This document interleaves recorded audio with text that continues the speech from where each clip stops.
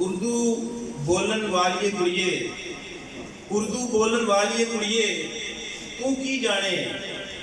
वारिस शाह दी हीर कहानी, बुल्ले शाह दे पैर दे घुंघरू, शाह हुसैन दी सुचल काफी, आदमजाद दी पहली माफी। उर्दू बोलन वाली कुड़िए तू की जाने। चलदे खूह दियां वगदियां टिल्लां, खेतां विच खलोते बन्ने, औस फजर दी बांग दिगरदी। उर्दू बोलन वाली कुड़िए तू की जाने। बग्गी अख दा काला सुरमा, संदल बांह विच नचदा कंगन, नक दी नचली सुर विच वजदी प्यार दी वंजली। उर्दू बोलन वाली कुड़िए तू की जाने।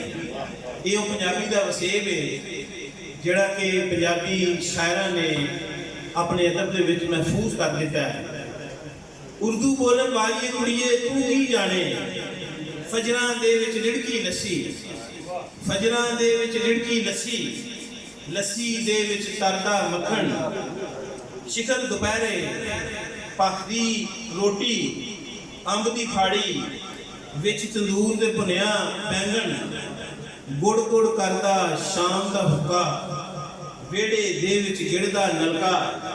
इजर विछोड़े कतदा चरखा, उर्दू बोलन वाली कुड़िए तू की जाने।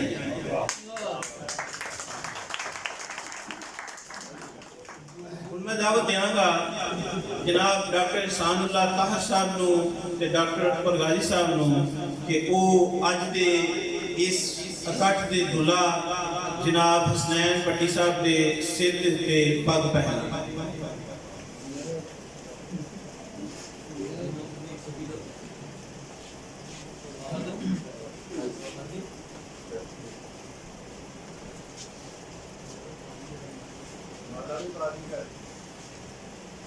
भट्ट साहब